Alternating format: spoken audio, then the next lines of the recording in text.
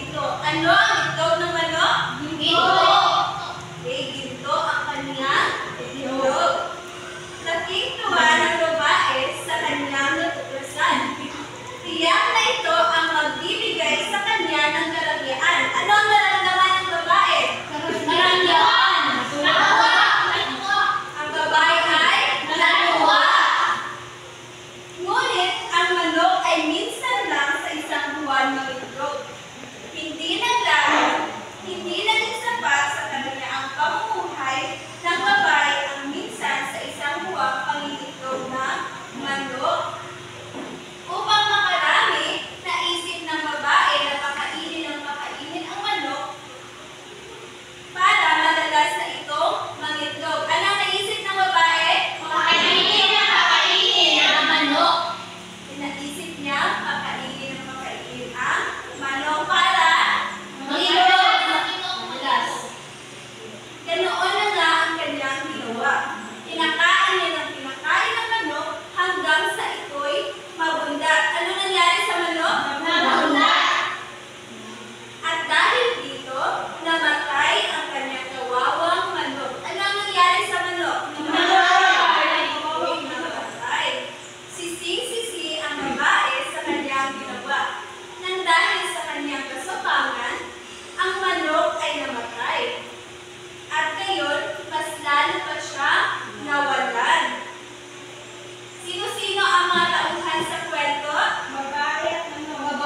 Yes, Kim. Babae at ang manok. Ang mga tauhan sa kwento ay ang babae at ang manok. Ano ang aral na inyong natutunan mula sa kwento? Catherine, dapat po huwag maging swapang. Magaling, huwag maging swapang. At dapat marunong tayong ngayon, meron ako dito character chart. Sa kaparehong grupo, gamitin ninyo ang character chart, ilarawan ng natanian ng mga karakter sa kwento. Meron lamang kayong 5 minuto para gawin ang aktibidad. So dito, mag-isip muna kayo. So dito, ilalagay ninyo ang pamagat ng kwento. At sa dalawang box na ito, dito ninyo ilalagay ang mga karakter sa kwento. At sa tatlo dito sa baba ay ang mga katangian nila. O, maaari na kayong magsimula. At pumili kayo ng isang representante para ikulat ang inyong ginawa.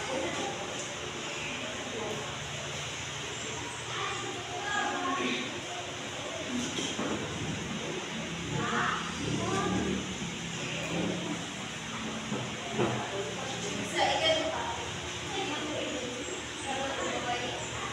Manok at babae. Manok at babae. Manok at babae.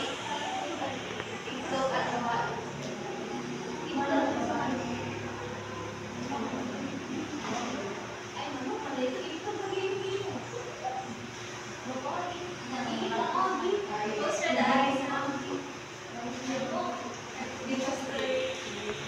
Ready, go!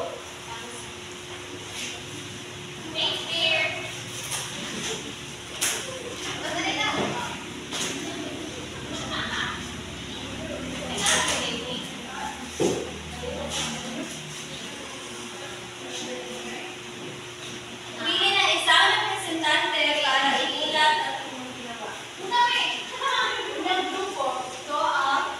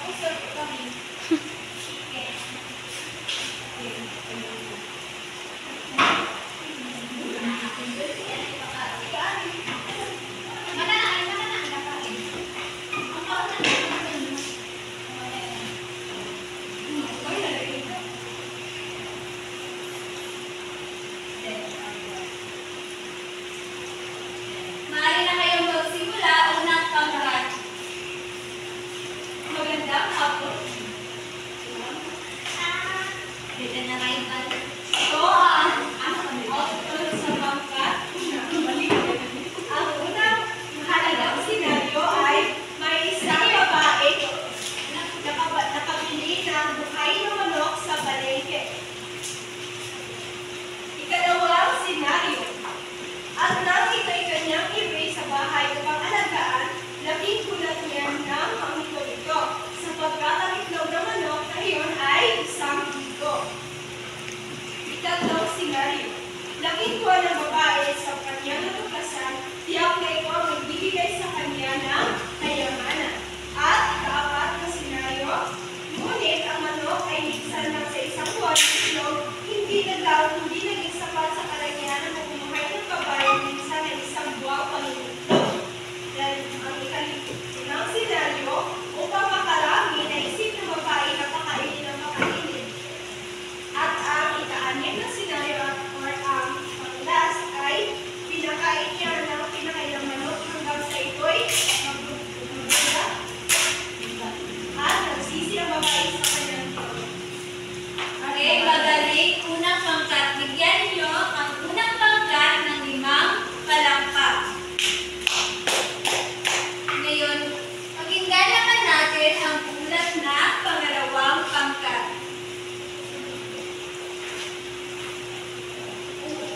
Unang mahalagang senaryo. May isang babae na kabili ng buhay na manok sa palengke. Dalawang mahalagang